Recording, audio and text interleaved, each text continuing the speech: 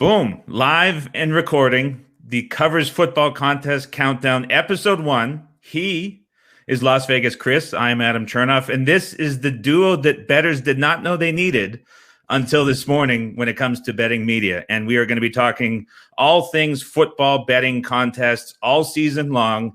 Every Thursday, you can find us on YouTube and Periscope on Twitter as soon as the lines go live for the week of the Circa Millions contest.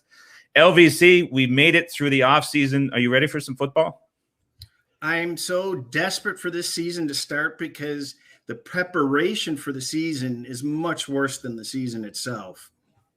The prep work this year has seemed more daunting than years past. I don't know if I'm getting older. You're still young. You've got plenty of years and youthfulness in you.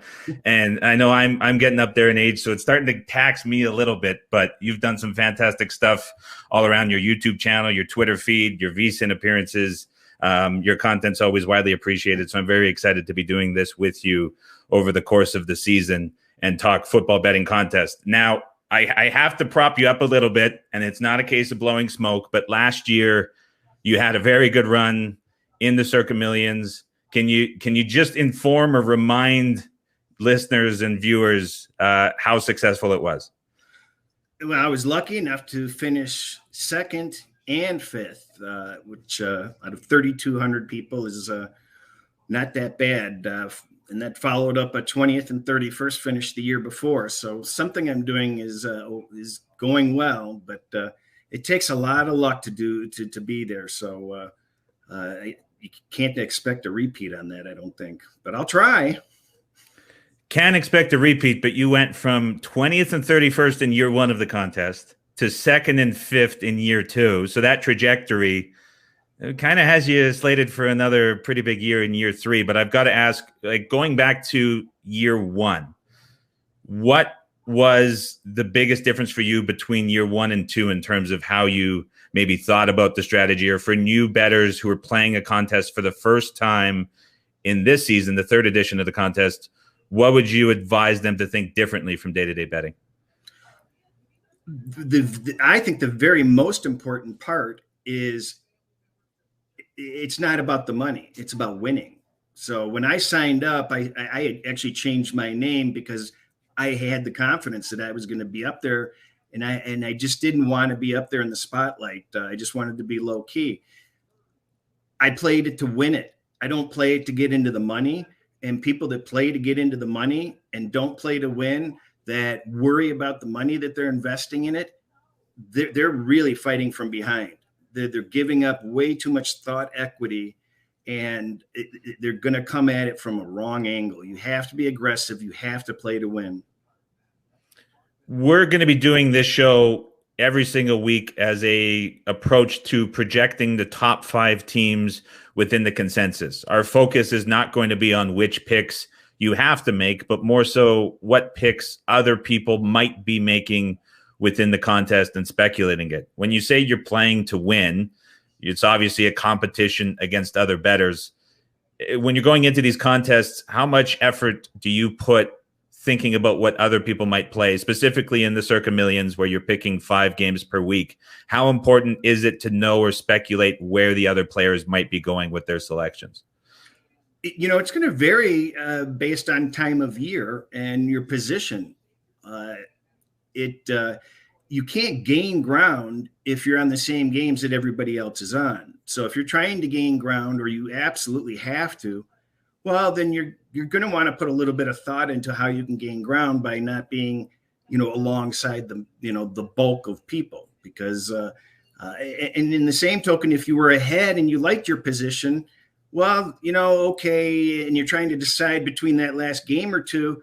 All right, well, that seems like a safe game there because a lot of other people are going to be on it, and I'm not on the opposite side. I don't love it, but it's kind of a placeholder in that person's thinking, if that makes sense. Betting and media and elsewhere, they always go into the sprint, not a marathon. But obviously with having to win and trying to win a contest, you have to be on it every single week and be aggressive from the start and maintain that aggression throughout the course of the season. how different do you approach the first couple weeks of the year versus weeks later on in the season? Do you tend to take more risk than usual, or do you just approach it on a week-by-week basis? No, I feel like a gentle hummingbird just trying to find some nectar in a flower someplace. I'm feeble in the early weeks as far as my thought process goes, because there's no history.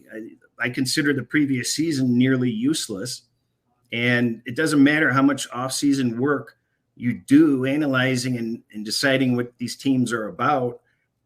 You don't know what's going to happen with these teams. Nobody does. I don't care. Not a single person knows how good these teams are going to be, can predict the injuries, can predict, acts of God or whatever else that could change results. So I expect the unexpected. So I'm just I'm more scared in the beginning of the season with the picks, because they are so important. Each single pick is very important. It's another important thing to remember is just don't throw in those last pick or twos any week. Think about every single pick the entire year. Do you tend to latch on, like you said, you're uncertain about teams, but like, is there a case where you like very, very quickly switch to your opinion about a team, or identify really bad teams and tend to play on or against them over the course of the season? Well, there's no loyalty in sports betting or contest picks. So hey, it's really tough to do, because if a team's been doing well for you for a while, it's very difficult to pivot. But you have to pivot sometimes, and it's very difficult. That's the easiest I can put it, is you just have to be willing to go the other way. You have to be. There's a maximum entry count where users can enter multiple times. From your position as a professional and someone who's been very successful in the circa millions specifically, how do you look at the maximum entries? And if someone's considering playing for the first time, are you encouraging them to enter multiple times, or are you just saying pick one, go with it, and focus on the single entry? I think it depends on their budget. Obviously, you cannot be thinking about your entry fee. It's gone. You're not getting it back. So it's really up to what each person's comfort level is. I could easily afford 3 entries each of the last 2 years, and I entered 2. I just happened to enter 2 the first year, and then last year I was hemming and hawing. I'm like, well, I did 2 last year, and it worked out for me, so I'm going to, why rock the boat? I'm going to do 2 again. So I could have entered another one. You just have to feel comfortable with whatever you're doing and not be a fish out of water in your own thought process. There's a word that gets thrown around in betting media as well as from Circa themselves, and it is overlay. And it's something that we've seen really become a new thing with football contests in the last 2 to 3 years as the Circa Millions has grown in popularity. For new bettors that might be seeing that and are a little bit uncertain, can you just break down what that is, and then how they should be thinking about it as potentially a new entrant in the contest versus other ones that may not have the overlay? Well, I have a personal example on that. The 2011 win contest had a $100,000 guarantee. They only got 550 people in it.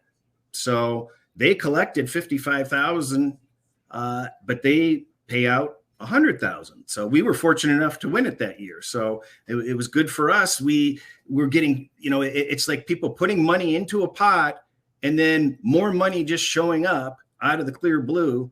That's just a gift. So you're getting twice, you're getting value for what you're putting in instead of paying a commission, on, similar to a minus 110 straight bet. By the time some of these contests are, completed, as far as entries go, you might be getting plus 130, plus 150 on your money. So the current overlay at Circa right now, 550,000, obviously more overlay, better for any player who enters the contest. We are about 52 hours away from the lock for NFL Week 1 picks. Do you think that overlay is still going to be there when the contest finalizes in a couple of days? No, I anticipate there will be no overlay in that contest. The survivor will have an overlay, I'm pretty sure. So I think it's a perfect segue to get into Survivor, which is obviously the other type of contest that's going to draw a lot of attention. Circa Millions, you're picking the 5 teams every week. It's the typical spread pool format with the structured pay table. The big prize going to first. There's a prize going to last place as well. There's quarterly prizes. There's a ton of money paid out. When we go over to Survivor, very, very different animal. Biggest difference for you between how you think about Survivor and how you think about Circa Millions? Millions, there's no particular strategy that you have to do every week. They come and they go and they come and they go. Survivor's a lot easier because it's simple, fewer games to think about. But the number one most important thing you have to remember is you cannot win it by doing what everybody else does. Just ram it into your head. I can't do what everybody else does.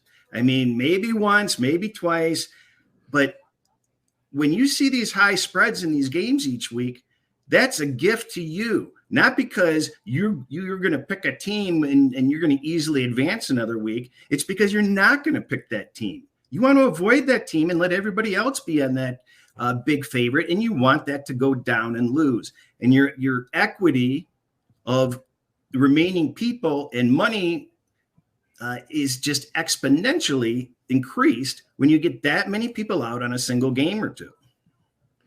So I think that's going to be a point that a lot of people hear and are maybe not sure how to interpret it, because for most people, they're going to go into the Survivor contest with that typical survive and advance mentality. If they're seeing the double-digit favorite at home or the big favorite against a team like a Houston or a Detroit going into 2021, they're going to look to oppose those teams or just immediately back that. And you're saying that those, for you and other people that you would recommend, are just automatically leave them aside and look somewhere else and hope everyone piles up there and the big upset happens. Yeah, absolutely. It's a gift. That makes your Sunday exciting. It's like, okay, let's go. Let's hope these Rams lose to the Jets. That's what you want every week. You don't want everybody divided on different games each week. You want the weeks where everybody's on a single game. That's your gift, because then you can get people out, and then your equity changes. And maybe you can change your strategy a little bit later on and play a little bit differently and not as aggressively. But early on, you have to be aggressive. So the current overlay right now for the Circa Survivor, absolutely gigantic at 2.8 million. You're expecting that to linger around, dwindle a little bit in the coming days as there are a lot of signups flooding. In terms of the entries there, few more maximum entries that you can go in with. Do you approach the preseason contest strategy, how many times you're going to enter, differently than the Circa Millions? And would you advise new bettors going into the contest for the first time to do the same? Again, don't buy multiple entries with the idea that you're going to sacrifice. There's 2 weeks in the tournament or in the contest, Thanksgiving week and Christmas week, which are mini weeks that only have 3 games. And some people say, oh, well, you can buy lots of entries and use a nuclear option against each other. You don't want to do that. So don't buy extra entries with the goal of sacrificing one during one of those short weeks just to advance. It's just a really bad idea. Again, you buy what you can afford and what you comfortably can play and manage. And it's as simple as that, whatever you're comfortable with. There was talk online this week among bettors that became very popular with the Thursday night games specifically. The Tampa Bay Buccaneers are very large favorites, and there's people looking at it as an opportunity to max out a number of entries potentially on the Buccaneers, and then have it where you're setting yourself up potentially for, I flip that around, max out a number on the other side, and if the Buccaneers win, then you would be in a favorable spot. Can you explain that whole back and forth that was going around and how people are looking at the advantage from that side in a unique spot with Thursday Night Football? Well, there's a little bit of a free entry free roll going on, because there's the Thursday game. You can make a play on the Thursday game, and as long as you haven't used up all your entries, because you're allowed 6, if you want to add entries on Friday, you can. So you can pick Tampa Bay, and if they lose on 3 of your entries, well, you can get in again for 3 more new entries on Friday. But you can only do that Friday and Saturday. So, but is that really a great idea, or isn't it a great idea? Do you use basically your smart bomb with Tampa Bay, who's going to win 12, 13, 14 games throughout the season on week 1? Or would you rather use it on a matchup like Houston and Jacksonville, where you can get a really bad team in the right spot and get them out of the way, and you still have your smart bomb? So that's an important thing that people need to remember with the survivor pools. Obviously, you can only use one team once per season. How do you tend to value teams that you have sort of a high impression of before the season? Are you plotting out your week-to-week course over the course of the season on where you might use a handful of teams? Or are you just taking it week by week and trying to find the spot that makes the most sense? One of the reasons I didn't care for this format of Survivor originally was my impression was I don't have the time to go through the whole season and map it out and this, that, and the other. And I'm competing against a bunch of eggheads with their formulas and their models and stuff. So, but I learned real fast that what a waste of time to map out the whole year. It's going to change after week 2 anyway. So I can't tell you how many people said, I spent so much time working on the whole year, and now it's just useless. So what you have to consider is saving the teams for Thanksgiving and Christmas. And that's basically my only concern. There's another $1 million bonus for saving Kansas City and Tampa Bay last. You completely ignore that. It's a non-issue. But just save your teams that you need for Christmas and Thanksgiving, and do the best you can is going to be my strategy. I mean, you want to look ahead a little bit, but you don't have to sit there and spend hours and hours and hours mapping out the whole thing like an atlas. My only sort of thought about this whole contest is seeing in years past how things get very specific in the last couple weeks of the season. And so when we're into like the week 13, 14 part of the year and things really start to tighten up, how does your theory and approach ultimately change for those final weeks of the season, if at all, versus other weeks of the year early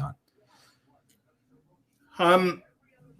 For me, I tried not to change anything because things were going well. It's why rock the boat? If things are going well, stick with what works. You know, changing your perspective and changing your anything significant to me would have been bad.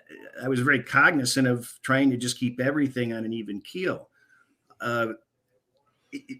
You have to adjust, though. One of my entries last year was way behind. It was way out in the 2800s, and I had to do entirely different stuff than my steady Eddie that just seemed to win almost every week. So it depends on where you are. And with all these mini contests that the various contests have with the quarters and stuff, you have to be cognizant of where you're standing with those also.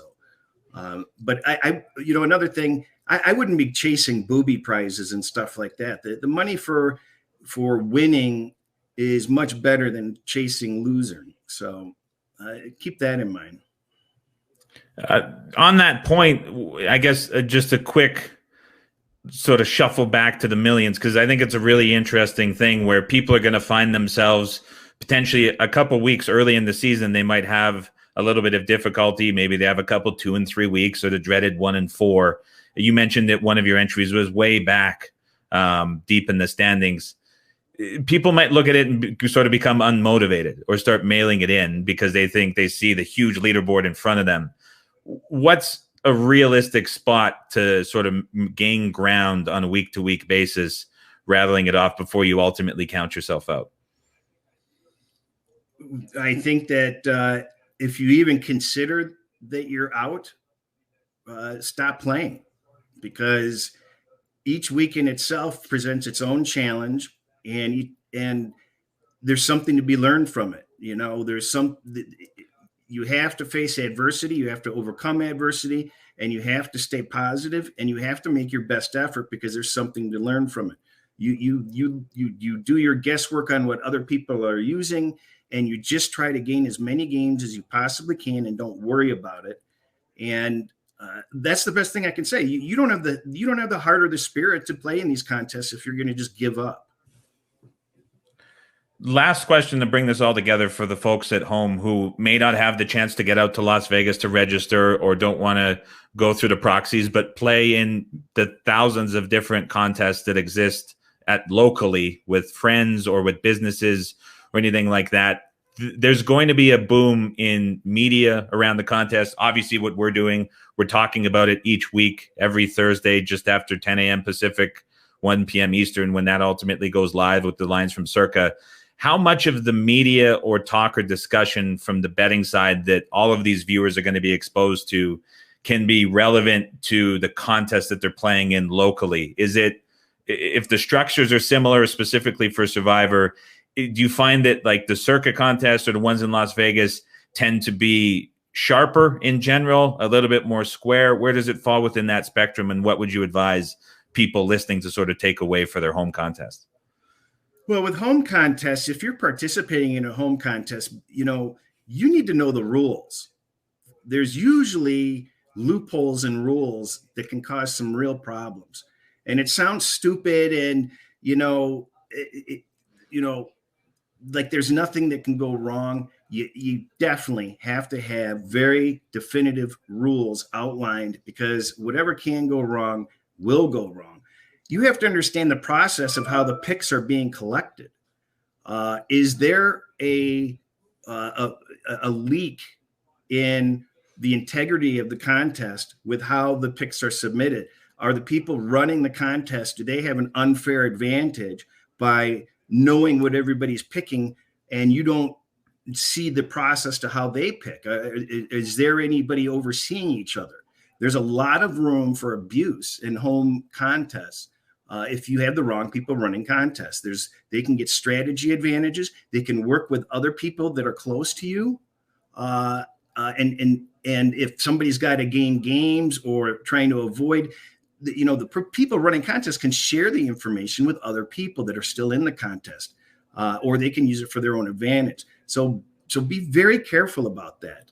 But getting into what you were talking about, all these contests are kind of changing their rules a little bit here, a little bit there. I think DraftKings has the ability to lock in your picks, and you can change them anytime before the deadline. I thought I heard that's pretty cool. But make sure you read every single rule that there is. And I read every single rule the last couple of years, and I had rules changed. And there were bad rules in some of the major contests that got changed. And it would have been a big problem or an embarrassment if those situations had come to light. So I found little issues with every contest that I've played, quite frankly. You're a wealth of knowledge and an advocate for the people who play the contest that you so graciously take their money from when they happen to enter it, and you finish at the top of the leaderboard. So it's absolutely fantastic, and I'm really happy to be doing the show with you each and every week here for Covers on Thursday mornings. I think we're going to have a lot of fantastic stuff to talk about from the consensus perspective each and every week. And anytime I get to talk football with you, it's an absolute treat. So thank you very much for doing the strategy show. I hope everybody at home is ready for a big year of football. I know we all are here as well. So it's going to be a fantastic season, and I look forward to chatting with you each and every week. Sounds good. I'm looking forward to it.